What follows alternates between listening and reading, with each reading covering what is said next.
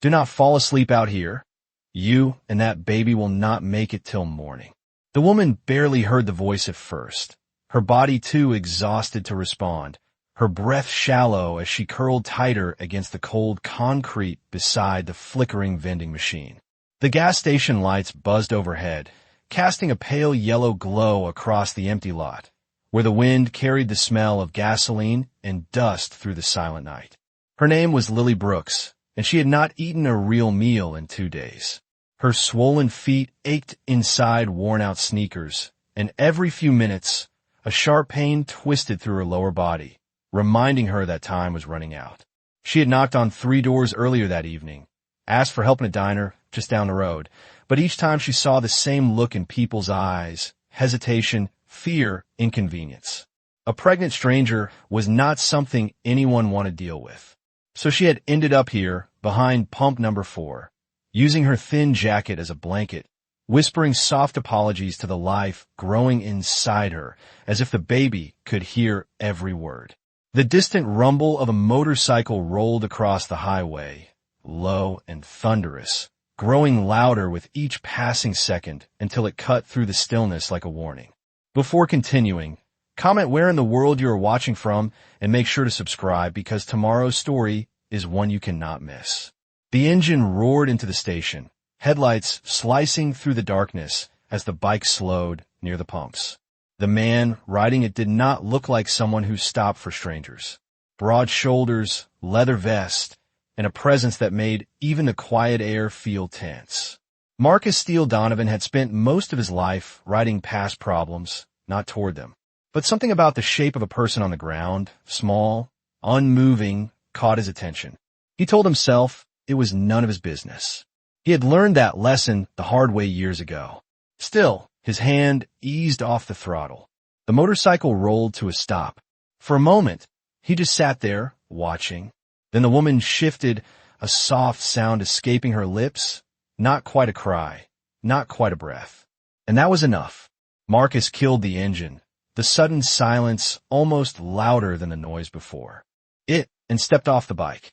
Each step toward her felt heavier than the last, as if the past itself was trying to pull him back.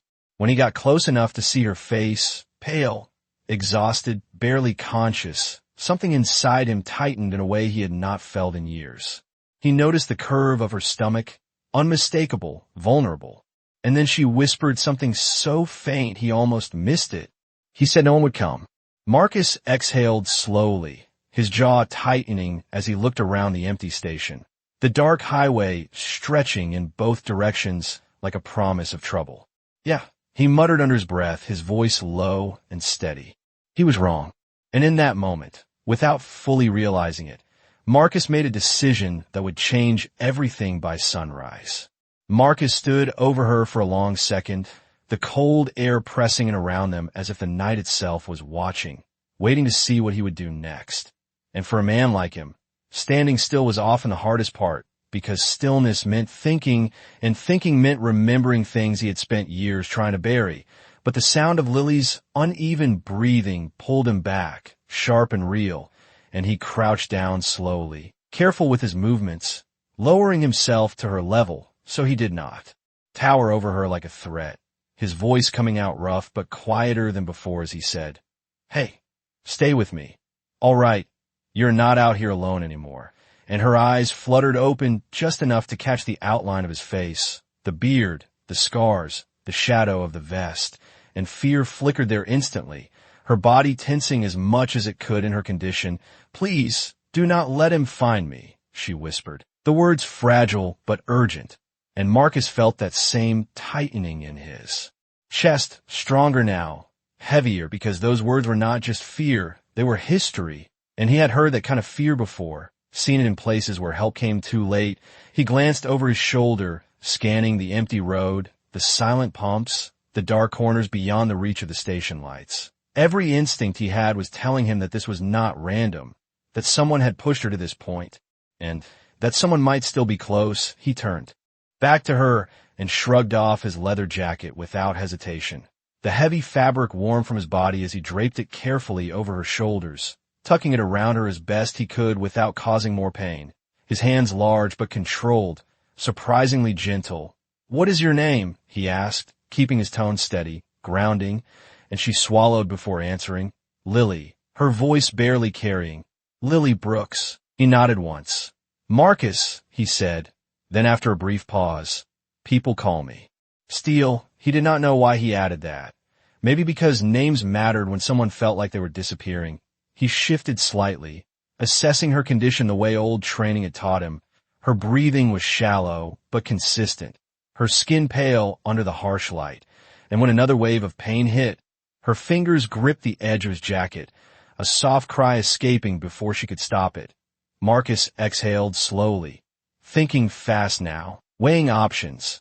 Leaving her here was not an option anymore. That door had closed the moment he stepped off the bike, but taking her somewhere meant exposure, questions, risk, and risk had a way of spreading, especially when people like him got involved.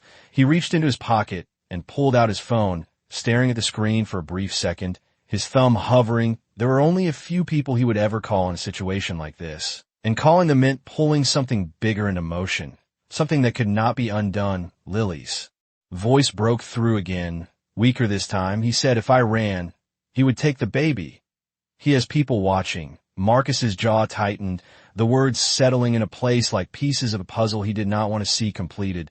This was not just a woman in trouble. This was a threat that extended beyond her, and something about that crossed a line deep inside him, something old and unhealed. He looked down at her, really looked this time, not just at the fear, but at the strength it took to keep going this long, alone.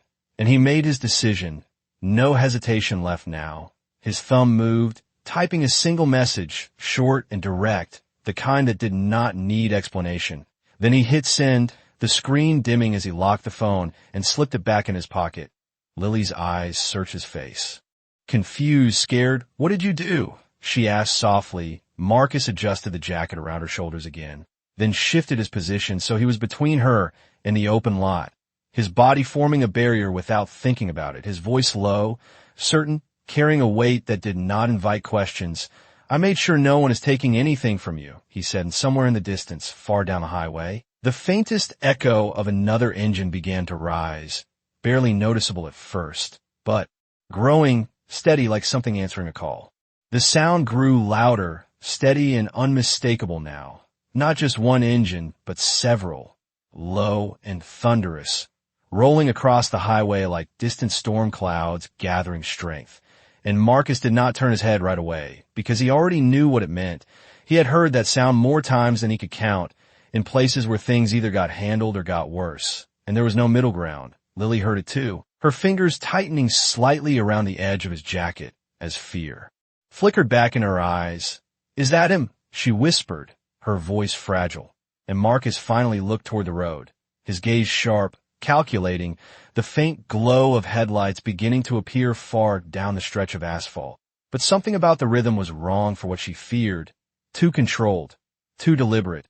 He shook his head once, slow and certain. "No," he said quietly, "that is not him." But he did not explain further, because explanations took time, and right now time was a currency he was spending carefully. The engines grew louder, closer, the vibration carrying through the ground beneath them, through the metal of the pumps, through the very air around the station, and Marcus shifted his stance slightly, placing himself more firmly between Lily and the open lot, his body angled, ready, not aggressive but prepared, his eyes scanning every possible entry point, every shadow, every reflection in the glass windows of the small convenience store behind them. He had learned long ago that trouble rarely announced itself clearly.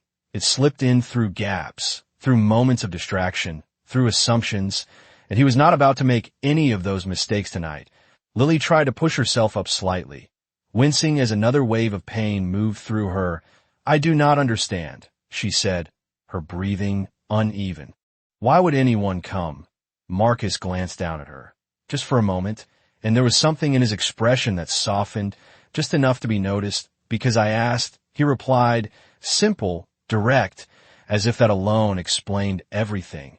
And in his world did. The first motorcycle appeared at the edge of the station, its headlight cutting through the darkness, followed by another, and then another, each one slowing as it entered the lot, engines rumbling deep and controlled.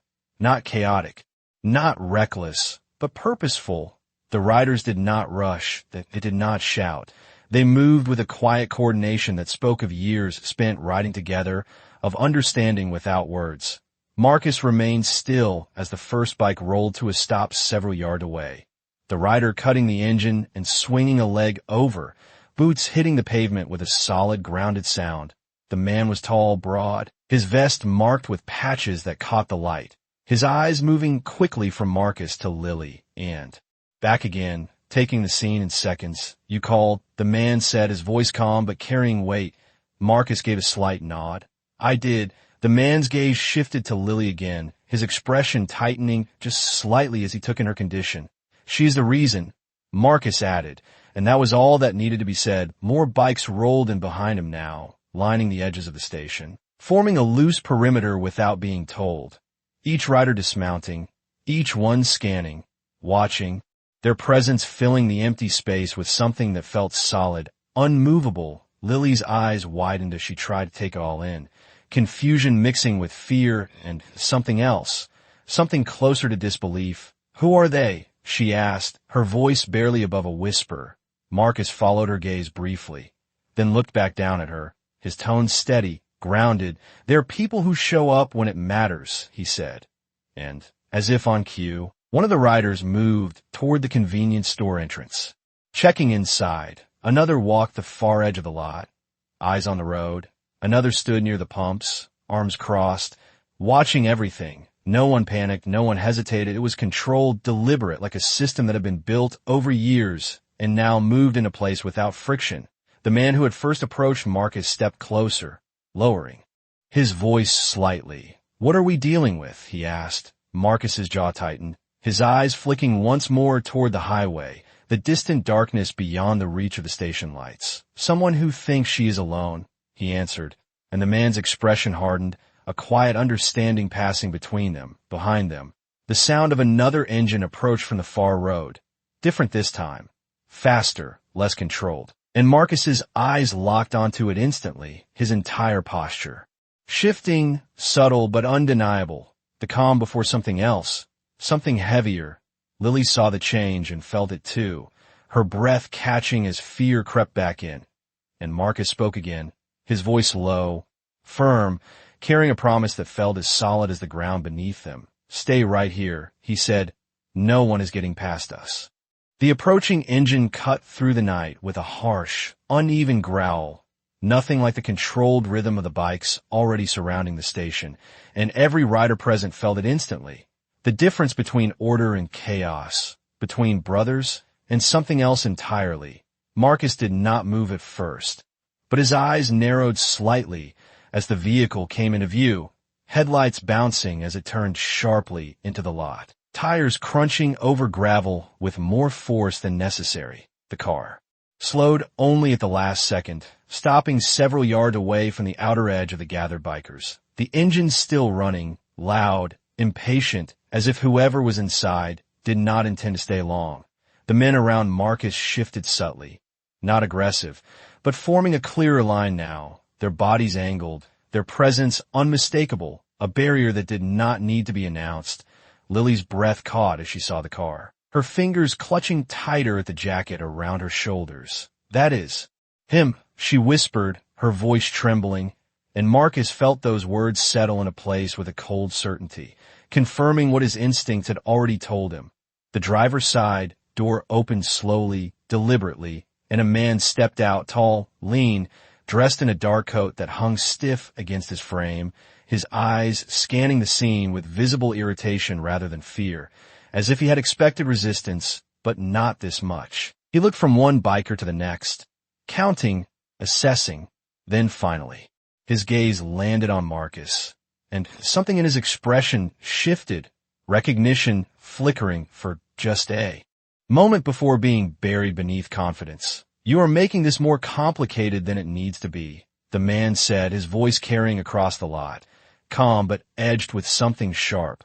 Marcus took a single step forward, just enough to draw a clear line between the man and where Lily lay behind him, his voice low, controlled. "You are in the wrong place," he replied, and the man gave a slight smile. Humorless. "No," he said, shaking his head once. I am exactly where I need to be, his eyes moved past Marcus, searching, and when he spotted Lily, something possessive flashed across his face, something that made Marcus's jaw tighten. She does not belong to you, Marcus said, each word deliberate, and a few of the bikers behind him shifted their weight, the air tightening with quiet tension. The man let out a soft breath, almost amused.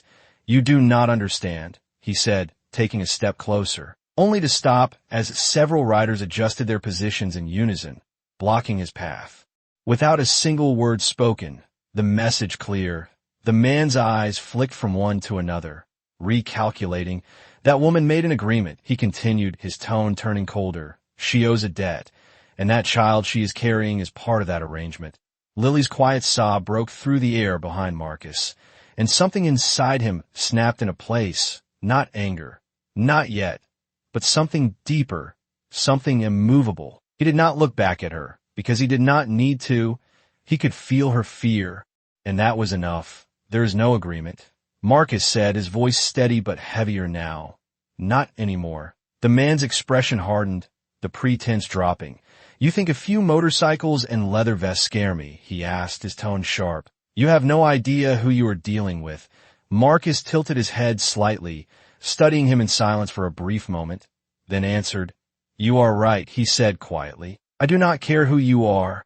And that landed harder than any threat, the silence that followed stretched tight across the station, broken only by the idling engine of the car and the low rumble of the bikes still running. The man's jaw tightened, his patience thinning. Move, he said finally, a command, simple and direct. Marcus did not move, not an inch, and behind him, the line of bikers, held just as steady, a wall of presence that did not waver. The man's eyes flicked once more toward Lily, calculating, weighing his options, and for the first time, a trace of uncertainty crept into his expression, small but real. Marcus saw it and stepped forward again, closing the distance just slightly, enough to make the point unmistakable, his voice dropping lower, quieter, but carrying more weight than before. You should leave, he said, while you still can. And for a moment, it looked like the man might push further, might test the line in front of him, but then another engine roared in the distance, then another, and another, the sound building, growing, multiplying, and the man's head turned toward the highway, his expression shifting as he realized what was coming, what Marcus had already set in motion. And behind Marcus, more headlights began to appear, stretching down the road like a line that did not end. Lily watched from the ground, her fear slowly mixing with something she had not felt in days, something fragile but growing, hope, as Marcus remained exactly where he stood, unshaken, his presence anchoring everything around him, and the man by the car understood it too. The balance had shifted, and it was not in his favor anymore. The sound of engines multiplied until it filled the entire horizon, no longer distant but surrounding, rolling in wave after wave as headlights stretched down the highway in a line that seemed to have no end. And for the first time since he had stepped out of his car, the man felt it, not fear exactly, but the unmistakable pressure of losing control, his eyes scanning the incoming riders as they poured into the station with disciplined precision, each one slowing, positioning, dismounting in a pattern that required no instruction.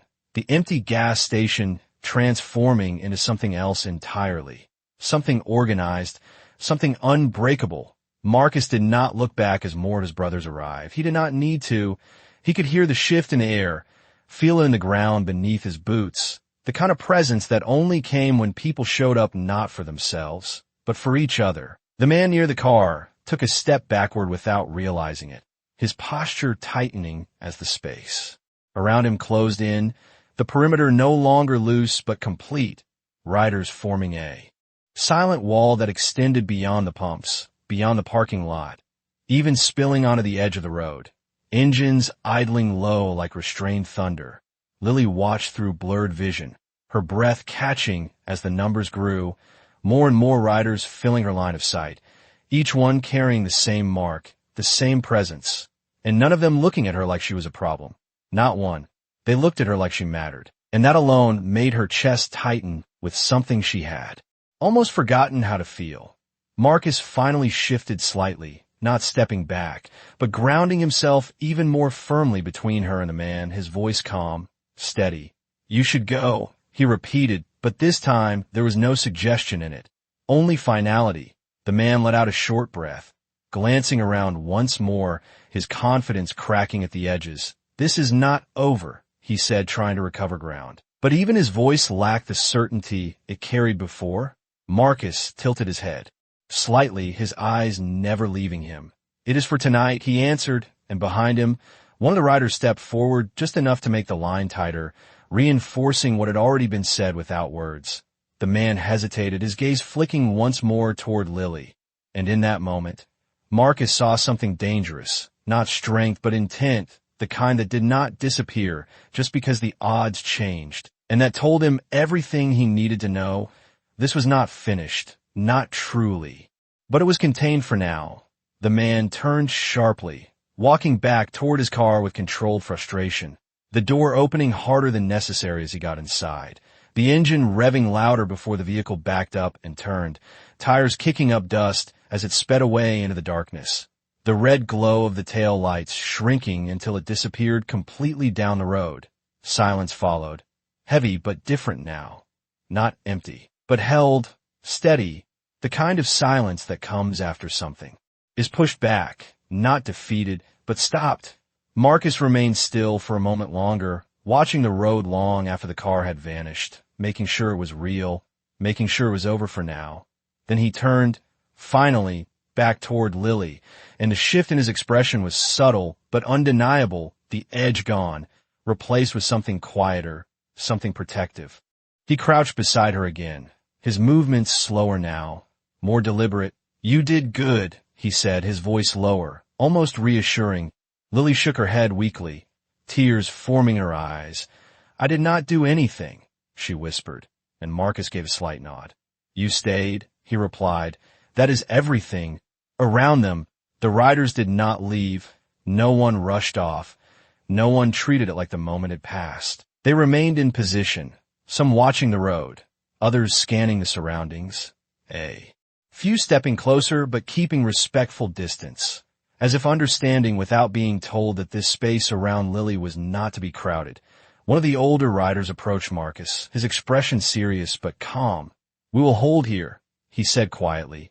Marcus nodded once. "We are not moving her yet," he answered, glancing down at Lily as another wave of discomfort crossed her face, his jaw tightening slightly as he assessed her again. The situation had shifted, but the problem had not disappeared. She was still cold, still in pain, still vulnerable. And now there was something else, something he could not ignore any longer. He looked back at the rider, his voice firm. "We need a medic," he said, and without hesitation, the man turned and moved, already reaching for his phone, already setting the next step in emotion. Lily watched all of this in quiet disbelief, her voice barely a whisper. "Why are they doing this?" Marcus looked at her, holding her gaze for a brief second before answering, simple and true. "Because you are under our protection now." And for the first time since the night began, Lily let out a breath that was not filled with fear, but with the fragile beginning of trust. The station settled into a tense stillness after the car disappeared. But it was not the kind of quiet that meant safety. It was the kind that came when everyone knew something had only been delayed, not ended. And Marcus felt it in his bones as he crouched beside Lily, his eyes scanning the edges of the lot again and again, never staying still for long, the cold air biting through his shirt now that his jacket was wrapped around her. But he did not seem to notice, his focus locked on her, breathing, on the small signs that told him she was still holding on. Lily shifted slightly, her face tightening as another wave of pain passed through her, stronger this time, and she let out a low sound that she tried to swallow back, but could not. Marcus leaned in closer, his voice dropping even softer. "Talk to me," he said, steady, grounding. "Where does it hurt?" She shook her head weakly, her hands trembling as they gripped the fabric around her. "Everywhere," she whispered. Then after a moment, "It is getting worse." Those words landed heavier than anything that had been said so far. And Marcus felt a flicker of something sharp move through him. Not panic, but urgency, the kind that demanded action. Not thought. He glanced up as one of the riders approached again, a younger man this time, his expression focused. "Medic is on the way," he said. 15 minutes, maybe less. Marcus nodded once, but his eyes shifted back to Lily immediately, calculating, measuring time against what he was seeing. 15 minutes could be nothing, or it could be too long. He reached out carefully, placing his hand near hers, not grabbing, just present, giving her something to anchor her. "To listen to me," he said, his voice firm but calm. "You're going to stay with me. All right, just breathe slow, in and out." Lily tried to follow his words, her breathing uneven but attempting to match his rhythm. And for a moment, the world narrowed down to just that, breath in, breath out. The sound of engines fading into the background. The presence of dozens of men becoming something distant compared to the simple act of holding on. Marcus watched her closely, his eyes picking up every detail, the way her face tightened before each wave, the way her fingers curled, the way her body instinctively tried to protect itself, and something about it pulled at a memory he had spent years trying not to revisit, a different night, a different kind of pain, a voice he had not been there to hear in time. His jaw tightened as the image forced its way. Back, uninvited but impossible to ignore, he saw a hospital hallway, too bright, too clean, the smell of antiseptic thick in the air, and a doctor standing in front of him with that look, the one that said everything before a single word was spoken. He had been too late then, too far. Away, chasing something that did not matter, while everything that did slipped through his hands. The memory hit hard, sharp enough to steal his breath for a second, but he did not let it show. Not now. Not here. He forced it down, locking it away again, but not before it left something behind, a decision, solid and unshakable. He was not going to be too late again. Not this time. Lily's voice broke through, pulling him back. "Why are you helping me?" she asked, her eyes searching his face with a mixture of confusion and fragile trust. Marcus held her gaze for a moment, and there was a flicker of something deeper there. Something he did not usually let anyone see, because someone should have. He answered, simple, honest, and for a second, that was enough. Lily's grip on his presence steadied, her breathing finding a slightly more controlled rhythm, but the pain did not stop. It came again, stronger, longer, and this time she could not hold back the sound. Marcus looked up sharply, scanning for the medic, his patience thinning as seconds stretched longer than they should. One of the riders stepped closer, his voice low. "They're close," he said, hearing the urgency now. Marcus nodded, but his attention snapped back to Lily as she shifted again, her body tightening. And something changed, something he recognized immediately. His expression hardened, not with fear, but with focus. "Lily," he said, his voice steady but more intense now. "Has this happened before tonight?" "This pain?" She shook her head, panic flickering in her eyes. "No," she whispered. "It was not like this." Marcus exhaled slowly, the pieces falling into place whether he wanted them to or not. The cold, the stress, the exhaustion, all of it building toward something that could not be ignored any longer. He glanced toward the road again, listening for the sound of the medic, but also knowing that he might not have the luxury of waiting. He looked back at her, his voice grounding again, firm and calm despite the shift inside him. "Stay with me," he said. "Help is coming." But in his mind, another thought had already formed, clear and unavoidable. If help did not arrive in time, he was going to have to become it. The night seemed to tighten around them as Lily's breathing grew more uneven, each wave of pain hitting closer together now, stronger, more demanding, and Marcus could see it clearly. This was no longer just exhaustion or cold. This was something else, something moving forward whether they were ready or not. He leaned closer, his voice low but firm, cutting through the rising panic. "Lily, listen to me. I need you to stay with me right here," he said, keeping his tone steady, controlled, giving her something solid to hold on to as everything else slipped. Her eyes locked onto his, wide and searching. "I am scared," she whispered, her voice breaking under the weight of it. And for a brief second, Marcus felt that old pull again, that memory clawing its way back, the one he could never outrun, But this time he did not let it take him. He stayed present, grounded. "Right here with her, I know," he said quietly. "But you're not alone. Do you hear me? You are not alone." Around them, the riders had shifted again, the outer perimeter holding steady while a few moved closer. Not crowding, but ready. One of them kneeling a few feet away, watching Marcus for cues for direction, because even without words, they understood this had changed. This was no longer just protection. This was something more immediate, more fragile. Lily gasped softly as another wave hit, her body tightening, her hands gripping at the jacket, as if it were the only thing anchoring her to the ground. "Something is wrong," she said, panic rising in her voice. And Marcus shook his head once, firm.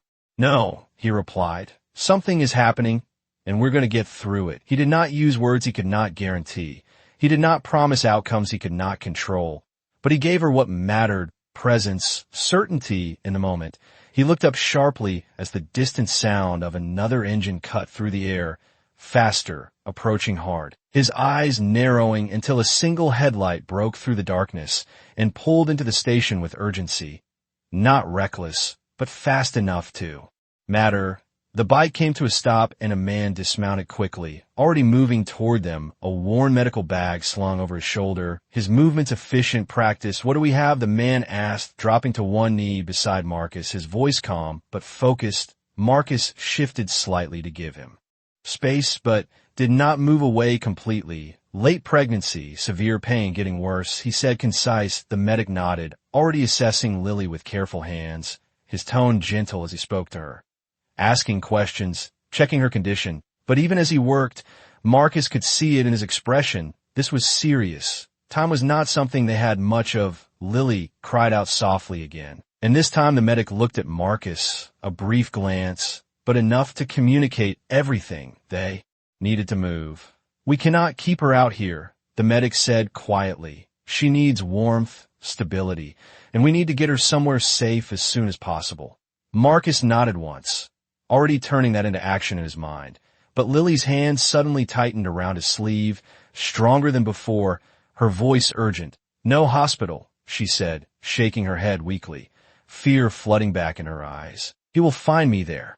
Marcus froze for half a second, the problem shifting again, complicating, layering risk on top of urgency. He looked at the medic, then back at Lily, weighing it all in a single breath. And then he made another decision, one that would pull everything further into motion. "We are not going to a hospital," he said, his voice firm, leaving no room for doubt. The medic hesitated for just a moment, then nodded, understanding the situation was no longer standard. Marcus looked up at the riders around him, his voice carrying just enough to reach those closest. "We move her," he said now. And instantly, the group responded. No questions, no hesitation. A path began to open. Riders repositioning, clearing space, preparing without being told exactly how, because they trusted the man giving the order. Lily looked up at Marcus. Fear still there, but something else beneath it now. Trust growing in its place, fragile but real. "Where are we going?" she asked softly. And Marcus met her gaze, his expression steady, grounded, "Somewhere he cannot reach you." He answered, and as the first steps of movement began around them, the night shifted again, not toward danger this time, but toward something else, something that felt like a fight was no longer just coming. It had already begun. The movement began with quiet precision, no shouting, no confusion, just a shift in energy as the riders closest to Marcus stepped in with purpose. One, removing his jacket and folding it carefully to create support.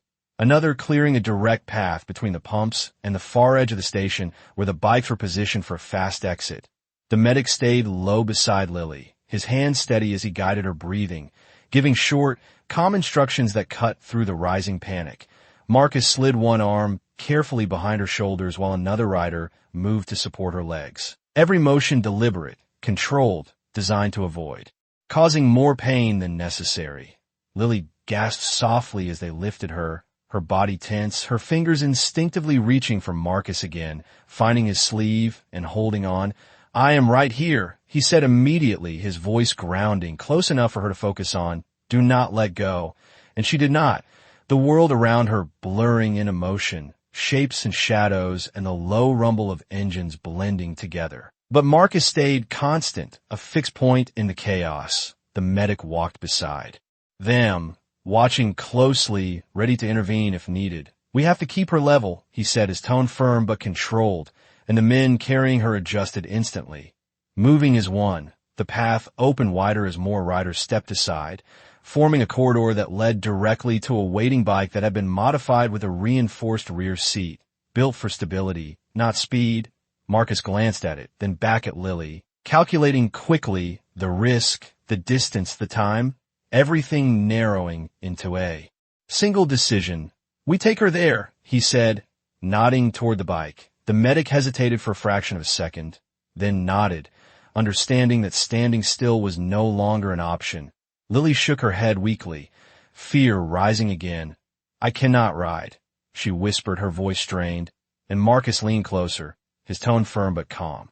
"You are not riding," he said. "You are staying with me." He shifted his grip, positioning himself so that he could support her fully once they reached the bike, the other rider helping to guide her into place. Every movement careful, measured, the moment stretching longer than it should as another wave of pain hit her, stronger than before, and she cried out softly, her grip tightening. Marcus did not flinch, did not pull away. He held steady, absorbing the moment with her. "Breathe," he said again, slower now, matching his own breathing, so she could follow, in and out. And for a second, she did, her body responding to the rhythm, the panic easing just enough to keep her grounded. Once she was secured on the bike, Marcus swung up behind her, his arms wrapping around to hold her in place without pressure, creating a barrier, a shield. The medic stepped back slightly, then leaned in, his voice low. "I will follow right behind you," he said. "Do not stop unless you have to." Marcus gave a single nod, already focused, already mapping the route in his mind. One of the riders stepped forward, his voice carrying just enough to reach the group. "We move together," he said, and the response was immediate. Engines revving in controlled unison, the formation tightening, front and rear riders positioning themselves to create a moving perimeter. Lily felt the vibration beneath her, the power of the machine, the presence of dozens of others surrounding her. And fear flickered again, but it was different now, mixed with something steadier, something she had not expected to feel in a place like this. Safety. Marcus leaned in slightly, his voice close to her ear, low and certain. "You focus on breathing," he said. "I will handle the rest." And as the engines rose in volume, the entire group began to move, not in chaos, but in formation, a coordinated flow that carried them out of the station and onto the dark highway. Headlights cutting through the night in a long, unbroken line, the wind rushing past, the cold air sharper now. But Lily was shielded, held steady. Her world narrowed again to the sound of Marcus's voice, the rhythm of his breathing, and the faint but growing sense that she was no longer running. She was being carried, protected, moved forward by something larger than herself. Behind them, the empty gas station faded into darkness. But ahead, the road stretched on, uncertain, dangerous, but no longer faced alone. And as the convoy gained speed, the reality of what had just begun settled in. This was no longer about a single moment of help. This was a commitment, and Marcus had already crossed the line where turning back was no longer possible.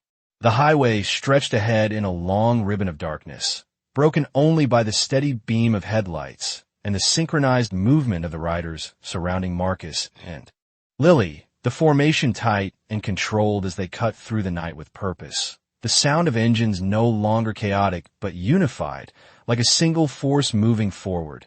Marcus kept his focus sharp, his eyes scanning the road ahead while his arms held Lily steady against him, feeling every small shift in her body, every change in her breathing, each one telling him more than words ever could, and what he felt was not getting better. Lily's breaths were shorter now, more strained, each one pulled through clenched effort as another wave of pain built and broke, stronger than the last.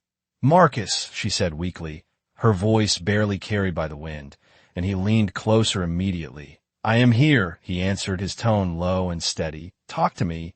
She shook slightly in his hold, her hands gripping tighter. I do not think I can keep going like this. The words hit hard, but Marcus did not let it show. He adjusted his grip, keeping her supported, his voice grounding again. You are not going anywhere, he said. You are staying right here with me. Behind them, the medic rode close, his bike maintaining position with practiced precision, his eyes fixed on Lily's condition, watching for signs that could not be ignored, and he saw them. The tension, the timing, the pattern. He accelerated slightly, pulling up alongside Marcus just enough to be heard over the engines. We might not make it to the safe house in time, he called out, his voice controlled but urgent. Marcus did not take his eyes off the road, but the words landed, shifting everything again. The plan had been simple.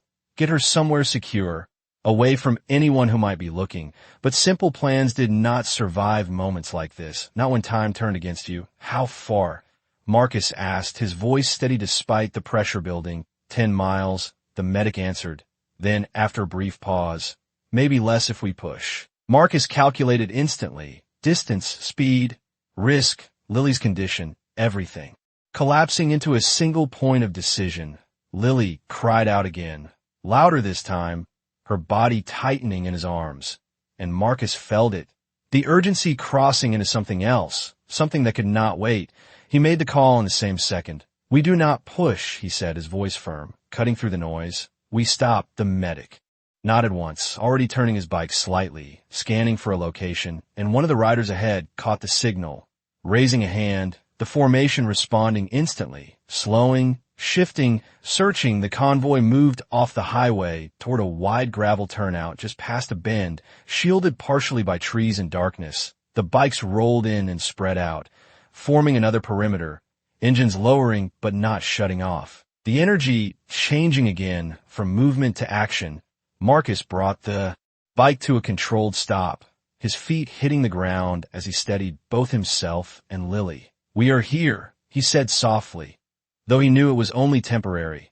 The medic was already moving, dropping beside them as Marcus carefully helped reposition Lily, keeping her supported as they lowered her onto a makeshift surface created from jackets and gear, the riders around them working without instruction, creating space, blocking wind, forming a protective circle that cut off the outside world. Lily's breathing was uneven now, her eyes wide with fear. I cannot do this, she whispered, her voice breaking, and Marcus leaned in closer, his presence filling her field of vision, grounding her again. You can, he said, firm but calm, and you are not doing it alone. The medic worked quickly, assessing, adjusting, his hands steady but his movements faster now, urgency undeniable. He looked at Marcus briefly, just enough to confirm what they both already knew. This was happening now, not later, not somewhere safer, but here, in the middle of the night, surrounded by engines and shadows. Marcus nodded once, no hesitation left, and as he looked down at Lily, his voice dropped lower, stronger, carrying something deeper than reassurance. Listen to me, he said. You made it this far. You are not stopping now. And around them, the line of riders held firm, engines idling low, eyes scanning the darkness, ready for whatever might come next. Because this moment was no longer just about protection. It was about holding the line long enough for something new to begin. The gravel crunched under shifting boots and idling tires as the circle tightened, every rider holding position with quiet intensity. The low rumble of engines forming a constant barrier against the silence of the open road. Marcus stayed kneeling beside Lily, one hand steady near her shoulder, the other braced against the ground as he leaned in close enough for her to hear him over everything else. Her breathing was faster now, uneven, each wave of pain pulling her further from control. Stay with me, he said again, his voice firm but calm, anchoring. Look at me. Not at anything else. Her eyes locked onto his, wide and filled with fear, but she held on, because his voice was the only steady thing left. The medic worked quickly at her side, giving clear instructions, guiding her breathing, checking her condition with practiced focus, his movements efficient but urgent, and every second that passed made it more obvious that there was no more waiting. This moment had arrived whether they were ready or not. One of the riders stepped closer, crouching just outside the immediate space, his eyes scanning the tree line, then the road, then back again. "We have movement out on the highway," he said quietly, his voice low enough not to carry but clear enough to be heard by Marcus. And Marcus's head turned slightly, his eyes narrowing as he listened. Another engine, distant but approaching, faster than normal traffic, the kind of speed that meant intent, not coincidence. His jaw tightened, the timing too precise to ignore. The man from earlier had not walked away empty. He had regrouped, and now he was coming back. Marcus looked at the rider, his voice steady, controlled. "Hold the line," he said, and the response was immediate. Riders shifting positions, tightening the perimeter, engines revving slightly higher, forming a wall. Not just of bodies, but of sound and presence. The medic glanced up briefly, catching the shift in energy. "We do not have much time," he said quietly, and Marcus nodded once. Already moving past the problem and into action, Lily cried out again, louder now, her body tensing as another wave hit, stronger than anything before, and this time there was no holding it back, no pretending it could wait. Marcus leaned closer, his voice lower, stronger, cutting through the rising tension. "Listen to me," he said. "You are stronger than this moment. Do you hear me? You have made it too far to stop now." Her grip tightened on his sleeve, her breathing uneven but trying to follow his voice. The medic guided her again, steady, focused, the world narrowing to this single point in time, breath and pain, and the fight to keep going behind them.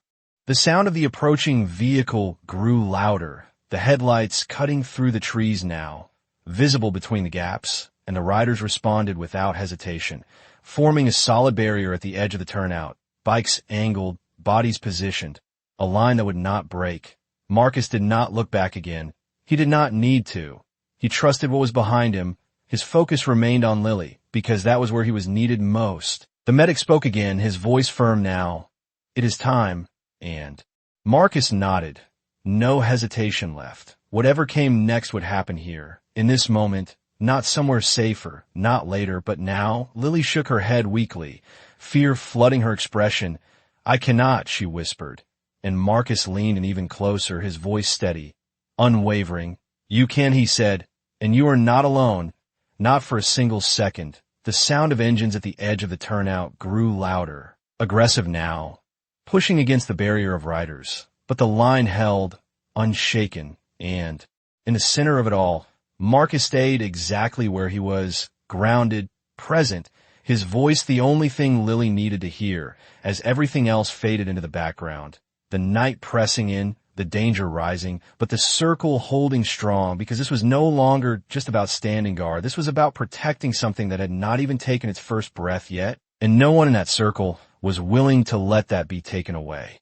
The world narrowed down to a single point as Lily's voice broke into a cry that cut through everything, louder than the engines, louder than the rising tension at the edge of the turnout, and Marcus felt it hit him like a physical force, not just sound but meaning.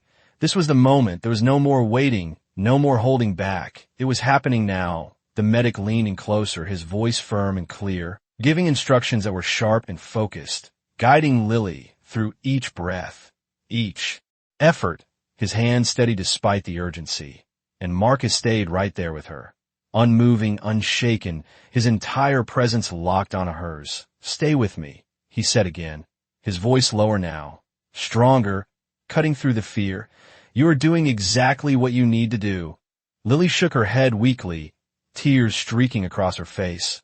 "I am scared," she whispered. And Marcus did not look away, did not soften his voice, because this was not the moment for softness. This was the moment for strength. "I know," he said, "but you are stronger than what is trying to break you right now." Behind them, the sound of the approaching vehicles grew louder, more aggressive, tires hitting gravel, engines pushing against the line of riders who stood firm, unyielding, the barrier holding as more headlights appeared beyond the trees. But no one in the circle moved away.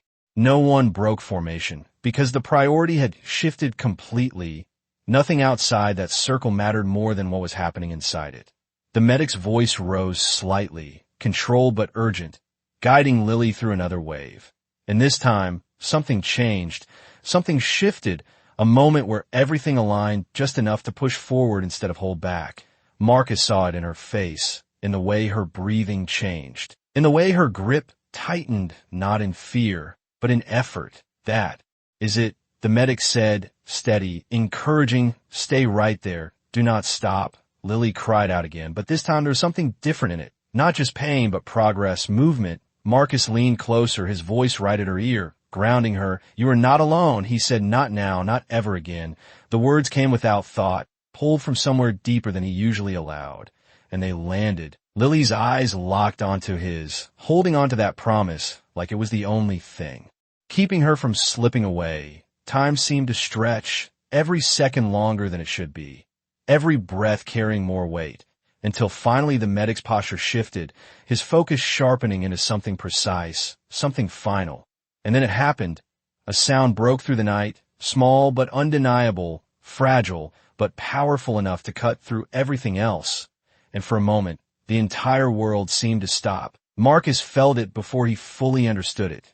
The shift in the air, the change in the energy around them, Lily's body relaxing in a way it had not since this began, her breath catching, then releasing, and the medic let out a slow breath of his own, a sign that something had gone right in the middle of everything that could have gone wrong. Marcus stayed still for a second longer, as if making sure it was real. Then he looked down at Lily, his voice softer now, but still steady. You did it, he said, and for the first time since the night began, her expression changed, the fear still there, but something else breaking through it, something stronger, something that had just been born alongside everything else behind them. The engines still roared, the threat still pressed against the outer line, but inside that circle, something had shifted completely, something that could not be undone. Marcus exhaled. Slowly, the weight of the moment settling into him. And as he looked at Lily, he understood something with absolute clarity. Whatever came next, whatever fight was still waiting outside that circle, it was no longer just about protecting her. It was about protecting what she had just brought into the world. And that was a line he would not allow anyone to cross. The sound of that first fragile cry lingered in the air like something sacred, cutting through the tension that had filled the night. And for a brief moment, even the engines at the edge of the turnout seemed to fade into the background, as if the world itself had paused to acknowledge what had just happened. Marcus remained still beside Lily, his eyes fixed on her, as she struggled to catch her breath. Her body exhausted, but no longer fighting the same battle as before. The medic worked quickly, but carefully, wrapping the newborn in a clean cloth from his kit, his movements practiced yet gentler now. The urgency shifting into protection, preservation. He checked the child with focused attention, then nodded once, a quiet confirmation that everything that mattered in that moment had gone right. Marcus let out a slow breath. He had not realized he was holding the weight of it settling deep in his chest. But the moment did not last long, because the world outside that circle had not stopped. It had only been waiting. One of the riders stepped closer again, his voice low but urgent. They are still out there, he said, glancing toward the tree line where shadows moved between the distant headlights. The vehicles had not left. They had repositioned, watching, waiting for an opening. Marcus's expression hardened again, the softness of the moment folding back into something sharper, something ready. He gave a small nod, acknowledging the reality without letting it touch the center of what had just happened. The medic carefully placed the newborn into Lily's arms, guiding her gently, making sure she was supported, stable. Her hands trembled as she held the child, her eyes wide with disbelief, tears forming again, but different now. Not from fear, but from something deeper, something overwhelming. Is the baby okay? She asked, her voice barely above a whisper. The medic gave a small, reassuring nod. Strong, he said, very strong. Lily let out a shaky breath, her entire body softening as she looked down, and for the first time since the night began, her fear was no longer the only thing in her eyes. Marcus watched her for a moment, something quiet passing through him, something he did not name, but did not push away either. Then he shifted, standing slowly, his posture changing again as he turned his attention outward toward the edge of the circle, where the real world was pressing back in. The engines beyond the trees revved again, louder now, testing the line. And the riders responded instantly, tightening formation, their presence becoming more solid, more defined, a barrier that did not move. Marcus stepped forward, moving past the inner circle just enough to be seen by the men at the edge, his voice low but carrying authority. "No one gets through," he said, and the response was immediate. A unified shift, bodies aligning, machines angled, the line locking into place. One of the riders closest to him spoke quietly. "They're not leaving."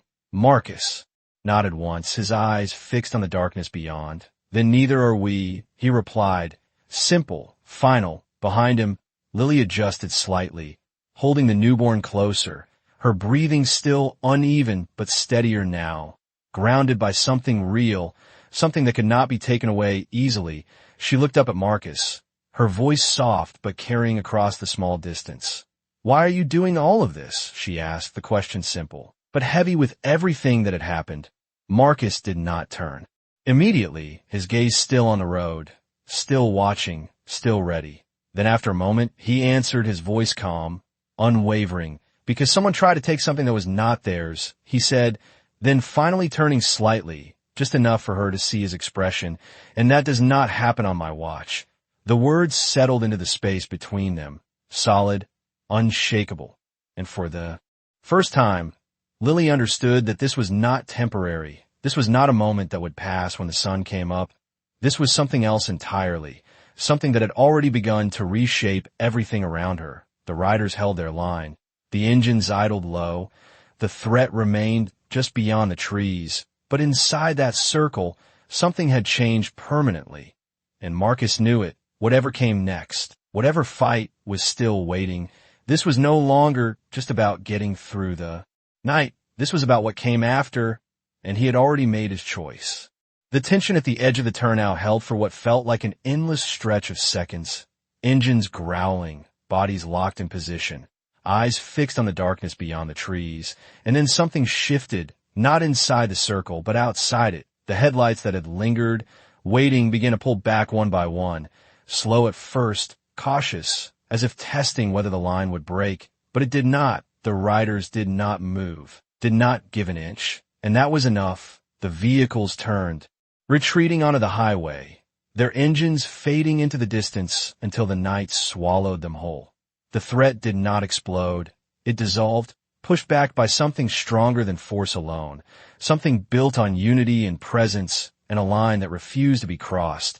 Marcus watched until the last trace of movement disappeared, his eyes staying on the empty road a few seconds longer, making sure it was real, making sure it was done. Then he turned back toward the center of the circle, where Lily sat, still wrapped in layers of jackets and support, the newborn held close against her chest, her hands more steady now, her breathing slower, grounded, the fear that had filled her eyes earlier replaced with something deeper, something quieter, relief. Marcus stepped back toward her, the edge in his posture easing for the first time since the night began, not gone, but lowered, controlled. He crouched beside her again, his voice calm, steady. "It is over," he said, simple and certain. Lily looked up at him, her eyes searching his face as if making sure the words were real. Then she nodded slowly, tears slipping down her cheeks as she held the child closer. The medic remained nearby, checking both of them one last time, his expression focused, but satisfied. "They need rest," he said quietly, "warmth, food, and somewhere safe." Marcus nodded once, already moving that forward in his mind. One of the older riders stepped in, his voice low but clear. "The safe house is ready," he said. "Everything is set." Marcus stood, giving a brief nod of acknowledgement, then looked back down at Lily. "We are moving again," he said, but this time there was no urgency, only direction. Lily shifted slightly, adjusting her hold on the baby, her voice soft but steady. "Where will we go after that?" Marcus paused for a moment, just long enough to choose his words, then answered, "Somewhere you can start over."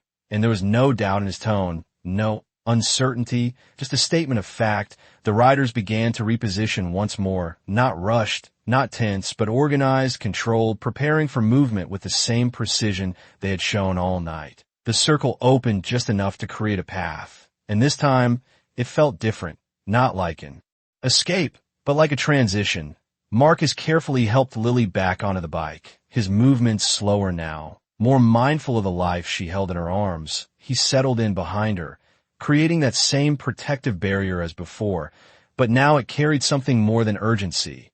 It carried responsibility.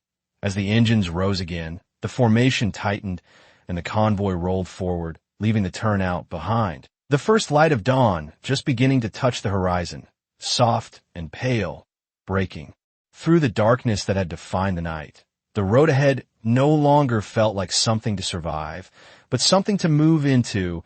Lily leaned back slightly against Marcus, her voice barely above a whisper. "Thank you," she said. And for a moment, Marcus did not respond, his eyes on the road, his hands steady. Then finally he spoke, his voice low, simple. "You are safe now." And that was all that needed to be said. The convoy moved forward into the rising light. Engines steady, formation unbroken, carrying with them not just a woman and her child, but a promise that had already been proven, that when the world turned its back, someone would still show up. And sometimes that was enough to change everything.